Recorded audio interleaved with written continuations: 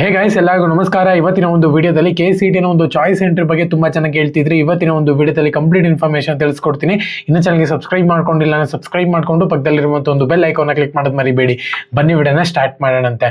So ಮೊದಲನೇದಾಗಿ ತುಂಬಾ ಜನ ಕೇಳ್ತಿರುವಂತ ಒಂದು ಕ್ವಶನ್ ಏನಪ್ಪ ಅಂದ್ರೆ, ಚಾಯ್ಸ್ ಎಂಟ್ರಿನ ಯಾರ್ಯಾರೆಲ್ಲ ಮಾಡಬೇಕು, ಚಾಯ್ಸ್ ಎಂಟ್ರಿ ಇವಾಗ ರೌಂಡ್ 2 ಹೋಗ್ಬೇಕು ಅಂದ್ರೆ ಚಾಯ್ಸ್ ಎಂಟ್ರಿ ಎಷ್ಟು ಇಂಪಾರ್ಟೆಂಟ್ ಅಂತ ಹೇಳ್ಬಿಟ್ಟು ನಿಮಗೆ ಗೊತ್ತಿಲ್ಲ ಆಕ್ಚುಲ್ ಆಗಿ.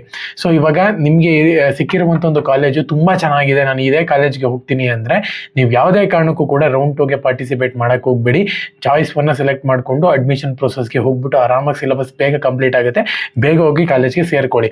ಸೊ ಎರಡನೇದಾಗಿ ಚಾಯ್ಸ್ 2ನ ಸೆಲೆಕ್ಟ್ ಮಾಡಬೇಕಾಗಿರೋರು ಯಾರು ಅಂತ ತುಂಬಾ ಜನ ಏನ್ ಮಾಡ್ತಾರೆ ಅಂದ್ರೆ, ಇವಾಗ ಇರೋ ಕಾಲೇಜ್ ಇರ್ಲಿ ನೋಡೋಣ ಅಂತ ಇನ್ನೊಂದು ತಿಂಗಳು ನೆಕ್ಸ್ಟ್ ಕಾಲೇಜ್ಗೆ ನೆಕ್ಸ್ಟ್ ರೌಂಡ್ 2ಗೆ ಹೋಗ್ಬಿಟ್ಟು ಯಾವ್ದಾನ ಕಾಲೇಜ್ ಒಳ್ಳೆ ಕಾಲೇಜ್ ಸಿಗುತ್ತಾ ಅಂತ ಹೇಳ್ಬಿಟ್ಟು ಚಾಯ್ಸ್ 2ನ ಸೆಲೆಕ್ಟ್ ಮಾಡ್ಕೊಂತಾರೆ ಅಂತಾನೆ ಹೇಳ್ಬೋದು.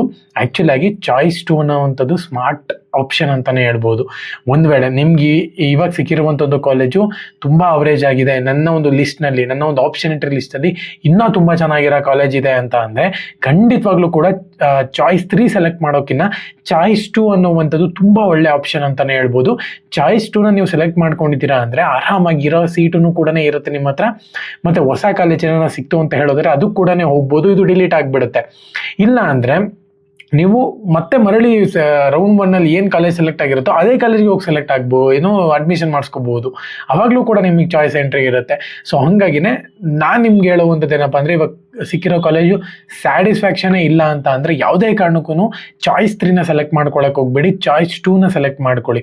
ಓಕೆನಾ? ಸೊ ಅದು ಬೆಸ್ಟ್ ಅಂದ್ರೆ ಸ್ಮಾರ್ಟ್ ಪ್ಲಾನ್ ಅಂತಾನೆ ಹೇಳ್ಬೋದು. ಯಾಕಂದ್ರೆ ಇವಾಗ ನಿಮಗೆ ಬೇಡದಿಲ್ದಿರೋ ಕಾಲೇಜ್ ಯಾವುದೂ ಕೂಡ ಆಪ್ಷನ್ ಎಂಟ್ರಿನಲ್ಲಿ ನೀವು ಹಾಕಿರಲ್ಲ.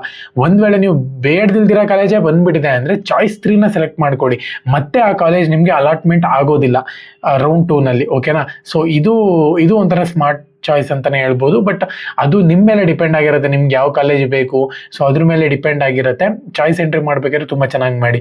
ಮತ್ತೆ ಆಪ್ಷನ್ ಎಂಟ್ರಿ ಬಗ್ಗೆನೂ ಕೂಡ ನೀವು ತುಂಬಾ ಜನ ಕೇಳ್ತಿದ್ದಾರೆ. ಸದ್ಯದ ಮಟ್ಟಿಗೆ KA ಕಡೆಯಿಂದ ಆಪ್ಷನ್ ಎಂಟ್ರಿ ಬಗ್ಗೆ ಯಾವುದೇ ಅಪ್ಡೇಟ್ ಇಲ್ಲ. ಆಪ್ಷನ್ ಎಂಟ್ರಿ ಬಂದು ನೆಕ್ಸ್ಟ್ ಮಂತ್ ಆಗಸ್ಟ್ ನಲ್ಲಿ ಇರುತ್ತೆ ಅಂತಾನೆ ಹೇಳ್ಬೋದು. ಅದು ಫಸ್ಟ್ ವೀಕ್ ಆಗಿರ್ಬೋದು, ಸೆಕೆಂಡ್ ವೀಕ್ ಆಗಿರ್ಬೋದು. ಏನಕ್ಕಂದ್ರೆ ನೀಟ್ನ ಒಂದು ಇನ್ನ ವೆರಿಫಿಕೇಶನ್ ಆಗ್ಬೇಕಾಗುತ್ತೆ ಡಾಕ್ಯುಮೆಂಟ್ಸ್ ಇಂದು, ಮತ್ತೆ ಆಪ್ಷನ್ ಎಂಟ್ರಿ ಅವ್ರದ್ದು ಕೂಡ ಮುಗಿಬೇಕಾಗುತ್ತೆ. ಸೊ ಅವ್ರದ್ದು ಆಪ್ಷನ್ ಎಂಟ್ರಿ ಮುಗ್ದಿದ ತಕ್ಷಣ ಕೌನ್ಸಿಲಿಂಗ್ ಸ್ಟಾರ್ಟ್ ಆಗುತ್ತೆ. ಸೊ ಈ ತರ ಆಗಿರೋದ್ರಿಂದ ನಿಮ್ದು ಸ್ವಲ್ಪ ಡಿಲೇ ಆಗಬಹುದು KCETದು. ಸೊ ಡಿಲೇ ಏನಾಗಲ್ಲ ಆಕ್ಚುಲ್ ಆಗಿ ಹೇಳ್ಬೇಕು ಅಂದ್ರೆ, ಏನಕ್ಕಂದ್ರೆ ಇವೆಲ್ಲ ಪ್ರೋಸೆಸ್ ನೀವೆಲ್ಲ ಮಾಡಬೇಕು ಅಂದ್ರೆ ಮಿನಿಮಮ್ ಟೈಮ್ ಹಿಡಿಯುತ್ತೆ, ಮತ್ತೆ ಡೇಟನ್ನು ಕೂಡ ಎಕ್ಸ್ಟೆಂಡ್ ಮಾಡ್ತಿರ್ತಾರೆ. ಸೊ ಹಂಗಾಗಿ ನಿಮ್ಗೂ ಕೂಡ ಡಿಲೇ ಆಗಲ್ಲ, ತಲೆ ಕೆಡ್ಸ್ಕೊಳಕ್ ಹೋಗ್ಬೇಡಿ. ಸೊ ನೋಡೋರ್ಗೆ ಅದು ಡಿಲೇ ಅಂತ ಅನ್ಸುತ್ತೆ, ಬಟ್ ಆದ್ರೆ ನಾರ್ಮಲ್ ಅದು.